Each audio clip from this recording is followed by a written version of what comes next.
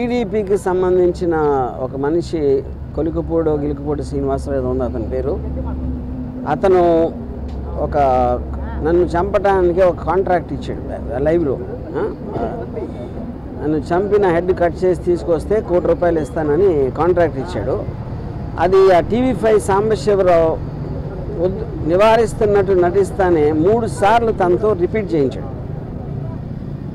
అంటే దాని అర్థం ఏంటంటే వాళ్ళిద్దరూ కుమ్ముక్కై ముందే ప్లాన్ చేసుకున్నట్టు క్లియర్గా అర్థమవుతుంది. మూడోది దాని తర్వాత కంటిన్యూ చేశాడు డిస్కషన్, దాన్ని బట్టి కూడా అది ప్రూవ్ అవుతుంది.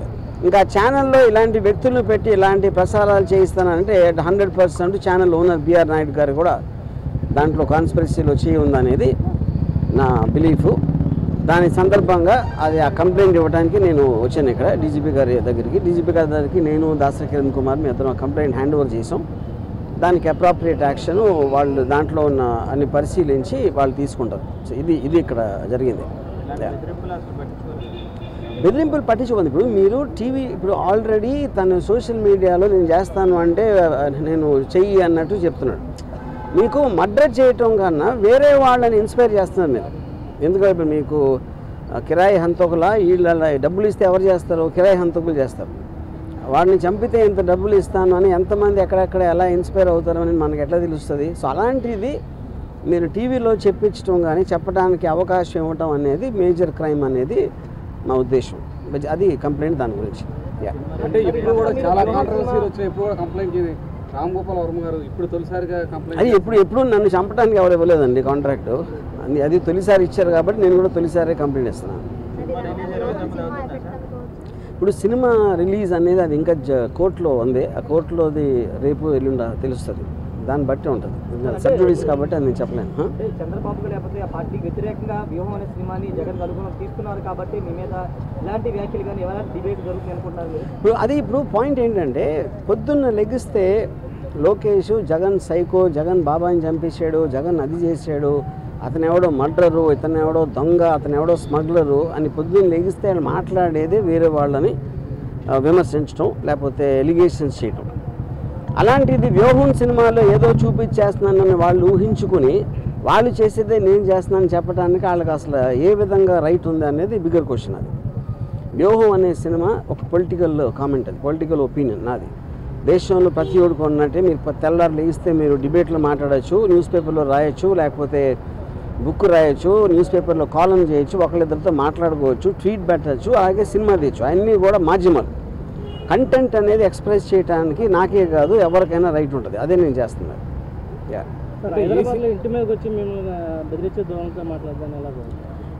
నేను అదే చెప్తున్నా. ఇప్పుడు వాళ్ళకి ప్యానిక్ అవుతున్నారా ఏంటా అనేది వాళ్ళకే తెలియాలి. ఎక్కడ వ్యూహంలో ఏం వస్తే ఏం చూపించేస్తే మా గురించి ఇప్పుడు చాలా చిన్న సింపుల్ కామన్ సెన్స్ క్వశ్చన్ అడుగుతాను. మీరేమీ తప్పు చేయనప్పుడు మీకు అసలు భయపడాల్సిన అవసరం ఏంటి? నేను ఏదన్నా ఉన్నది లేనట్టు చూపించేస్తే వాళ్ళందరూ ఎదవలా నమ్మటానికి ప్రజలు ఎవరన్నా ఏమన్నా అంటే నమ్మేస్తారా? ఎవరన్నా ఏం చూపిస్తే అది నమ్మేస్తారా? ఫైనల్గా మీకు చూపించిన దాంట్లో ఉందా లేదా ఏముంది అనేది వాళ్ళకి తెలియదు. ఎందుకంటే ఎవరు సినిమా చూడాల. కానీ గుమ్మడికాయ దొంగ అంటే భుజాలు తడుముకున్నట్టు వాళ్ళే ఊహించుకొని భయపడిపోయి ఏం చేయాలో తెలియక ఇలాంటి వాటన్నిటికీ రిసార్ట్ చేస్తున్నారు. ఫర్ ఎగ్జాంపుల్ ఈ శ్రీనివాసరావు అనే అతను నిన్న రాత్రి అన్నాడు, ఇప్పుడు ఆల్రెడీ 24 hours అయిపోయింది, ఎవ్వరూ కూడా అతన్ని కండెమ్ చేసిన పోలేదు. ఎందుకంటే వాళ్ళ పేర్లు చెప్పెడతాను. పవన్ కళ్యాణ్, చంద్రబాబు గారు, లోకేష్లు అందరి పేర్లు చెప్పినా వాళ్ళు ఎవరు ఇలాంటిది మా పేరు మీద ఒకటి చేస్తారని కండెమ్ చేయకపోతే అర్థం ఏంటి? వాళ్ళు కూడా అదే మైండ్ సెట్లో ఉన్నట్టే కదా. అంటే ప్రధానంగా ఈ సినిమాలో మీరు క్యారెక్టర్ అసాసినేట్ చేశారని ఆరోపణలు. నేను అదే లోకేష్ ఫ్యామిలీ కానీ లేకపోతే చంద్రబాబు గారి ఫ్యామిలీ కానీ కాదండి, నేను అదే అంటున్నా. ఈ సినిమాలో క్యారెక్టర్ అసాసినేట్ చేస్తాను అభియోగం మీరు చేస్తే వాళ్ళు చేస్తే పొద్దున్న లెగిస్తే చేసేది ఏంటి? ఎవరినైనా కాదు, నేను చెప్పేది ఉట్టి జగన్ కాదు, పాలిటీషియన్ అనే ప్రతి మనిషి కూడా పొద్దున్న లెగిస్తే ఎవరో ఒక క్యారెక్టర్ అసాసినేట్ చేయటమే పనిగా పెట్టుకుంటారు. That is a part of life. మీడియాలో ఎవరు మాట్లాడినా ఎవరో ఒకరిని క్యారెక్టర్ అసాసినేట్ చేస్తారు. ఓకే, క్యారెక్టర్ అసాసినేషన్ కేవలం ఒక పేరు, అది లేబుల్. యాక్చువల్ పాయింట్ ఏంటి? అది ఒపీనియన్ చెప్తున్నారు, ఒకళ్ళ మీద ఒకన్న ఒపీనియన్ వాళ్ళు చెప్తున్నారు. అది ప్రజాస్వామ్యంలో that is a fundamental right granted under article 19 to tell an opinion. సినిమాలో నేను చేసింది అదే.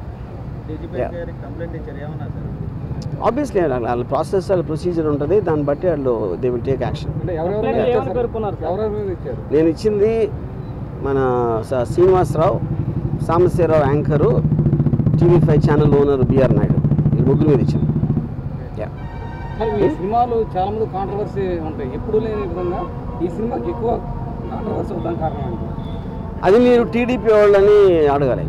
నేను అదే చెప్తాను. కాంట్రవర్సీ అనేది నేను సినిమా తీస్తాను, కాంట్రవర్సీ అనేది దాని మీద అసాల్ట్ అటాక్ చేయడానికి వచ్చిన వాళ్ళు క్రియేట్ చేస్తారు. సో కాంట్రవర్సీ అనేది వాళ్ళు చేస్తారు కాబట్టి మీరు వాళ్ళని అడగాలి. అంటే ఏదంటే మీరు మొన్నటి వరకు క్యారెక్టర్స్ని అసాసినేట్ చేస్తే పర్లా, ఇప్పుడు ఫ్యామిలీస్ని కూడా మీరు అసాసినేట్ చేశారు. ఏ ఫ్యామిలీస్ ఎలా తెలుసు మీకు? అది మీరు కలగన్నారా, లేకపోతే నా ఐటీలోకి వచ్చి చూస్తారా అలాంటి సీన్లు ఉన్నాయని?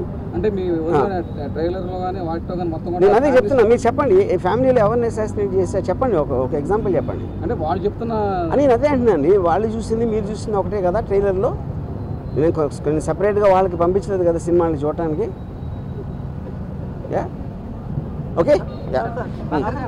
ఈ రామోదాత క్రియేషన్స్ మీద కూడా నారా లోకేష్ కంప్లైంట్ చేశారు, దాని మీద మీరు ఏమైనా లీగల్ వెళ్ళబోతున్నారు? రేపు మార్నింగ్ హైకోర్టులో దాని మీద విచారం జరుగుతుంది. వెయిట్ అండ్ సీ, చూద్దాం. అనుకున్న టైం సినిమా రిలీజ్ అయితే అనుకుంటున్నారా? ఇప్పుడు అది నేను కోర్టు గురించి కామెంట్ చేసినట్టు ఉంటుంది. కోర్టు అనేది తేల్చకుండా నేను చెప్పలేను, అది పరిధిలో ఉంది కాబట్టి. Thank you.